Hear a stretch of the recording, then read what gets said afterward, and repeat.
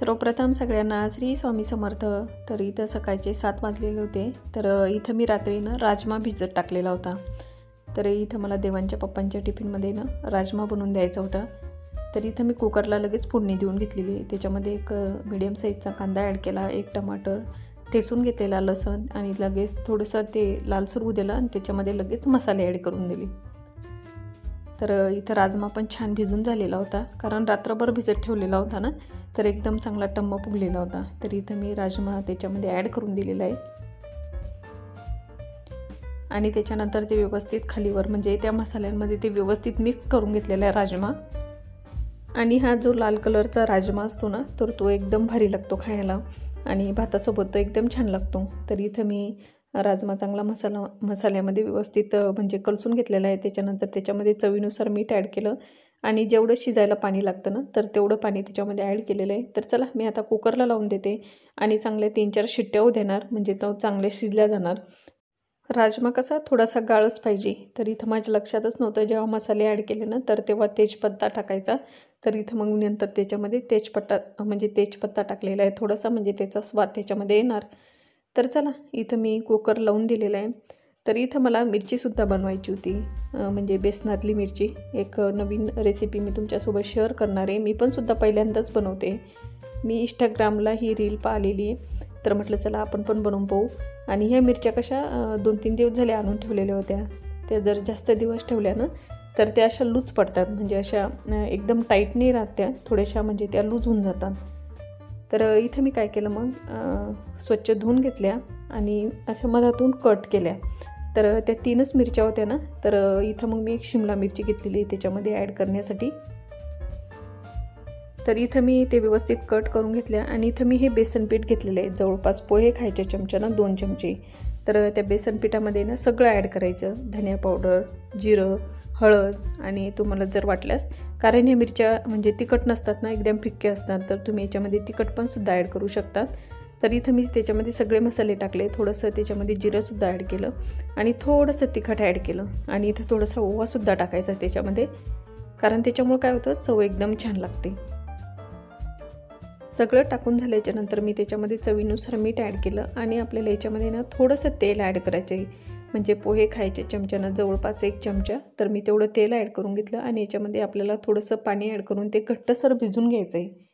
एकदम पातळ नाही, आपण जसे भज्याचं पीठ भिजवतो ना, तर त्याच्यापेक्षा थोडंसं घट्ट, म्हणजे पातळ नाही झालं पाहिजे ते. तर इथं मग मी ते व्यवस्थित भिजून घेतलेलं आहे. तर इथं मी काय केलं, मिरच्यांना थोडंसं आहे ना मीठ लावून घेतलेलं आहे आतल्या बाजूला. त्याच्यामुळं काय होतील, हे मिरच्या थोड्याशा म्हणजे शिजायला थोडासा वेळ लागणार ना, तर त्याच्यासाठी मी त्याला, आणि चव पण छान येणार, तर त्याच्यासाठी थोडंसं आतून आहे ना मीठ लावलेलं आहे. जे भिजून घेतलेलं बेसन पीठ होतं ना, तर ते मी मिरच्यांमध्येही सुद्धा ॲड केलं. जी आतली बाजू आहे ना मिरच्यांची, तर त्याच्यामध्ये मी जवळपास 1 चमचाभर बेसन पीठ ॲड केलं आणि वरच्या बाजूनं सुद्धा थोडंसं बेसन पीठ लावून घेतलेलं आहे.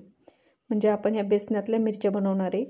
तर खूप टेस्टी झाल्या होत्या. तुम्ही नक्की ट्राय करून बघा. आपण एखाद्या वेळेस मुलांच्या टिफिनमध्ये सुद्धा देऊ शकतो, कारण तिखट नसतात ना आणि चवीला पण छान लागतात. जिथं 1 पोळी खायची तिथं माणूस आरामात 2 पोळ्या खाणार, इतक्या छान झालेल्या होत्या मिरच्या. तर इथं तुम्ही पाहिलं असेल, तर मी आतून सुद्धा बेसन पीठ टाकत होते आणि वरतून सुद्धा थोडंसं बेसन पीठ लावून घेत होते. तर इथं माझ्या पूर्ण मिरच्यांना बेसन पीठ लावून झालेलं होतं. तर चला मी आता हे लोखंडाच्या तव्यावरती म्हणजे फ्राय करून घेणार आहे थोडंसं तेलामध्ये. तर इथं मी लोखंडाचा तवा ठेवलेला आहे. तुमच्याकडे जर एखादा पॅन असला ना, तर तो पण वापरला तर चालतो, पण लोखंडाच्या तव्यावर एकदम छान होतात. थोडंसं आपल्या शरीराला लोहसुद्धा भेटणार याच्यामधून, तर जास्तीत जास्त लोखंडाच्या तव्याचा वापर करायचा. मी त्याच्यावरती 1 पळी तेल ॲड केलं, त्याच्यामध्ये थोडंसं जिरं ॲड केलं आणि त्या मिरच्या त्याच्यावरती डीप फ्राय करून घेणार आहे. मी याच्यावरती थोडंसं झाकणसुद्धा म्हणजे ठेवणार आहे. थोडंसं मी सुरुवातीला 1 पलटी मारून घेतली आणि त्याच्यानंतर मग त्याच्यावरती झाकण ठेवलेलं आहे. म्हणजे थोडीशी एक साईडची बाजू थोडीशी पकल्यासारखी झाली होती, म्हणजे शिजल्यासारखी. तरी ती साईड पलटून घेतली आणि त्याच्यानंतर मग एक ताट त्याच्यावरती झाकण ठेवलेलं आहे.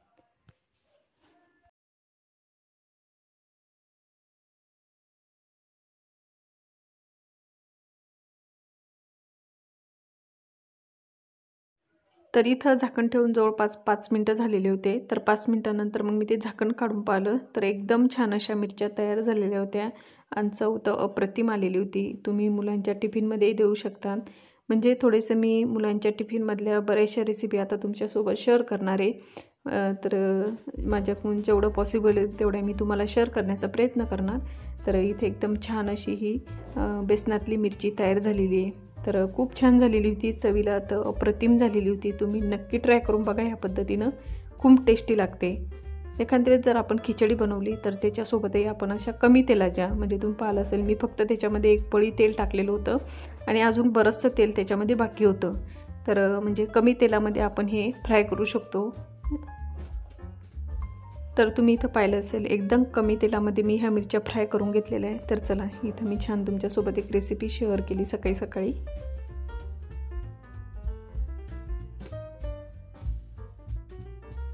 हाय हॅलो, मी छाया. मी सर्वांचं स्वागत करते परत एका छानशा नवीन व्हिडिओमध्ये. आणि मराठी यूट्यूब चॅनलवरती सर्वप्रथम सगळ्यांना श्री स्वामी समर्थ, श्री स्वामी समर्थ, जय जय स्वामी समर्थ. सगळ्यांना आजचा दिवस छान आरोग्यदायी आनंदाचा जावा आणि तुमच्या मनातल्या सगळ्या इच्छा पूर्ण अशी स्वामीजींनी प्रार्थना करते आणि आजच्या व्हिडिओला सुरुवात करते. तर आज सकाळपासूनच व्हिडिओला सुरुवात झालेली आहे. तर आता देवाऱ्यातल्या देवांची देवपूजा करायची होती. आज गुरुवार आहे ना, तर आज मला स्वामींचा अभिषेकसुद्धा घालून घ्यायचा आहे. सकाळी दुधावाले दादा येऊन गेले तेव्हाच मी थोडंसं दूध काढून ठेवलेलं आहे कच्चं, कारण कच्च्या दुधानंच अभिषेक करायला पाहिजे. तर चला व्हिडिओ कंटिन्यू बघा आणि व्हिडिओ जर आवडला ना तर व्हिडिओला जरूर लाईक करा. आणि सकाळी आज तूपसुद्धा बनवलेलं आहे. जेव्हा रेसिपी शूट केली ना मग त्याच्यानंतर माझ्याकडे बराचसा वेळ होता.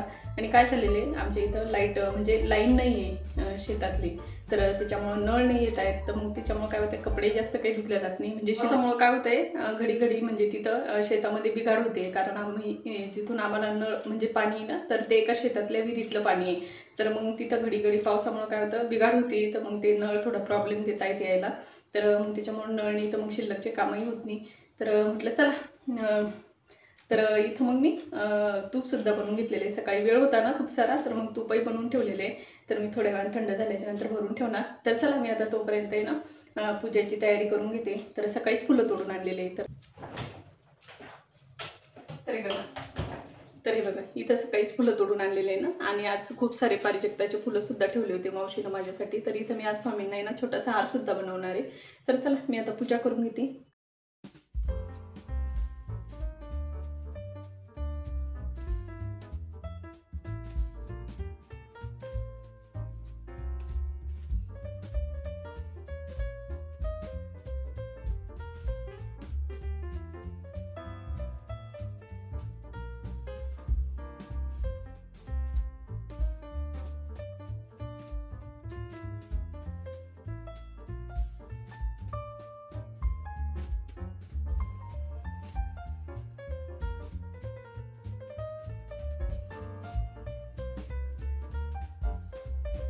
तर इथं मी हार बनवून घेत होते पारिजातांच्या फुलांचा स्वामींसाठी. तर ती फुलं कशी असतात, एकदम नाजूक असतात. म्हणजे त्याला थोडंसं आपण असा प्रेस म्हणजे दाबलं ना तर तिची जी दांडी असते ना तर ती एकदम तुटून जाते. तर एकदम आरामात हा हार बनवला जातो.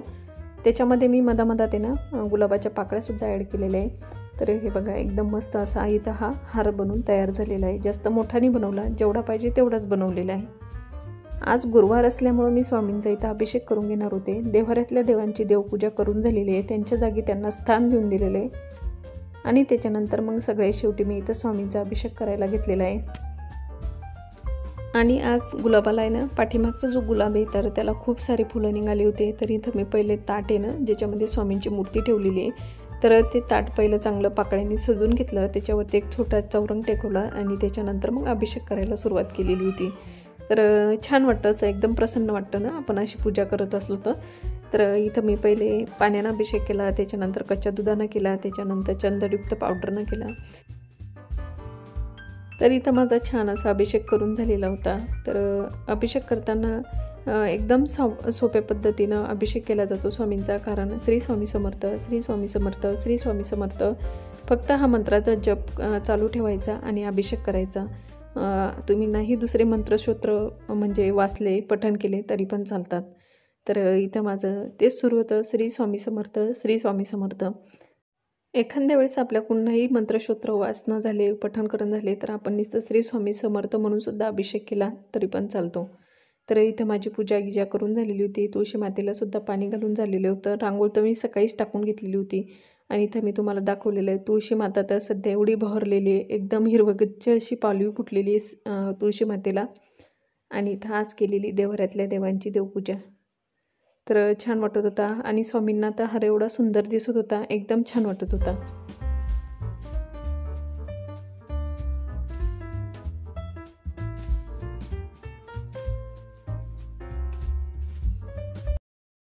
तर इथं माझी पूर्ण पूजा करून झालेली होती आणि पूजा गिजा झाल्याच्या नंतर मग एकदा मी झाडू मारत असते. तिथं देवपूजा केल्या जाते ना, तर मग तिथं छोट्या मोठ्या अशा वस्तू पडलेल्या असतात. म्हणजे माचीची काडी, मी बेलपत्र वाहते तर मग बेलपत्राचं मागचे जे देठ असतं ना, तर ते मी तोडून टाकत असते.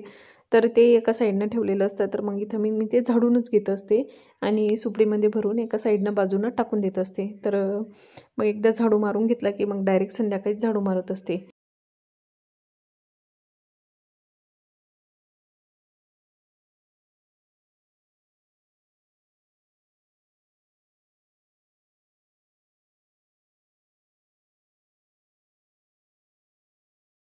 तर इथं माझं झाडून झालेलं होतं आणि लगेच मग मी तूप आहे ना, मला भरून ठेवायचं होतं डब्यामध्ये, कारण मी सकाळीच तूप बनवलेलं होतं. 2-3 वेळेस काय केलं, देवांशनं मला दूध द्यायला लावलं, म्हणजे मांजरीला. तर काय होतंय मग ती मांजर आहे ना, आता घरात येती जाती. तर मग असं वाटतं एखाद्या वेळेस थोडंसंही झाकण उघडं असलं, म्हणजे तुपावरलं, दुधावरलं, तर एखाद्या वेळेस त्याच्यामध्ये ती तोंड टाकू शकते. तर मग अशी भीती वाटते ना, मग एवढं मोठं तूप टाकून द्यावं लागणार. तर इथं मग मी लगेच म्हटलं आता थोडं थंड पण झालेलं होतं. तर इथं मग लगेच मी डब्यामध्ये ना भरून ठेवलं. डबा मी रात्रीच घासून ठेवलेला होता, कारण पूर्ण तूप आहे ना डब्यातलं संपलेलं होतं. म्हणजे थोडंसं शिल्लक होतं ना, तर मग मी छोट्या डब्यामध्ये काढून ठेवलेलं आहे आणि इथं डब्बा घासून ठेवलेला होता. रात्रभर तो सुकू दिला आणि इथं मग सकाळीच रात्रीच काढून ठेवली होती ती बाहेर. आणि लगेच मग सकाळी थोडंसं हाताच्या साहाय्यानं फेटून घेतलं, तर एकदम असा लोण्याचा गोळा तयार झालेला होता. तर खूप सारं तूप निघालेलं आहे. जवळपास अर्धा लिटरच्या वर तूप निघालेलं असेल. तर चला मी आता ठेवून देते. तर इथेही संध्याकाळची वेळ होती आणि देवांशनं गच्चीवरती खेळत होता. आमच्याकडं एकदम जोरदार पाऊस पडून गेलेला आहे. अर्धा पाऊण तास झालेला आहे. एकदम जोराचा आहे, म्हणजे चांगलंच एक फटकारं पडून गेलेलं आहे. तर इथं देवांशवरती खेळायला आलेला होता त्याच्या पप्पांसोबत. पण त्याचे पप्पा बाहेर आहे ना, गल्लीतले थोडेसे लोक जमा झालेले होते. असंच काही चर्चा चालू होती त्यांची. तर ते तिकडे गेले, तर मग मी वरती आले होते त्याच्यावरती लक्ष ठेवण्यासाठी. तर इथं मग तो पाण्यात खेळत होता ना, वरती गच्चीवरती पाणी तुंबलेलं होतं. तर इथं मग मी त्याला नाव बनवून देत होते. लहानपणी आपण सगळेजण असंच खेळत होतो. मला म्हणजे ते थोडंसं बनवत होते ना, तर आठवत होतं की सगळं असं पाऊस पडला की पाणी वाहायचं गल्लीमध्ये. तर मग अशी नाव बनवायची आणि त्या पाण्यामध्ये टाकायची आणि ते खेळ खेळायचा. तर म्हटलं चल मी तुला बनवून देते. पण इथं पाणी जास्त नव्हतं ना गच्चीवरती, मग ती काही तरंगत नव्हती. देवांश प्रयत्न करत होता, पण पाणी नसल्यामुळं मग ती काही समोर पण जात नव्हती आणि मागं पण येत नव्हती. तरी इथं देवांश खेळत होता ना, तर लहानपणीचे खेळ म्हणजे ते दिवस आठवतात. तर चला, संध्याकाळची वेळ झालेली होती आणि आमच्या आजूबाजूचा थोडासा परिसर, तर छान वाटतं वरती आलं ना, एकदम प्रसन्न वाटतं. तर चला ताईंनो, याच्यानंतर तर काही शूटच नाही करता आलं. तर चला, आजचा व्हिडिओ ना इथंच थांबवते. आय होप तुम्हाला माझा आजचा व्हिडिओ आवडला असेल. व्हिडिओ आवडला असेल ना, व्हिडिओला जरूर लाईक करा. भेटू आपण अशाच एका छानशा नवीन व्हिडिओमध्ये. तोपर्यंत तुम्ही स्वतःची काळजी घ्या. श्री स्वामी समर्थ. सगळ्यांना बाय.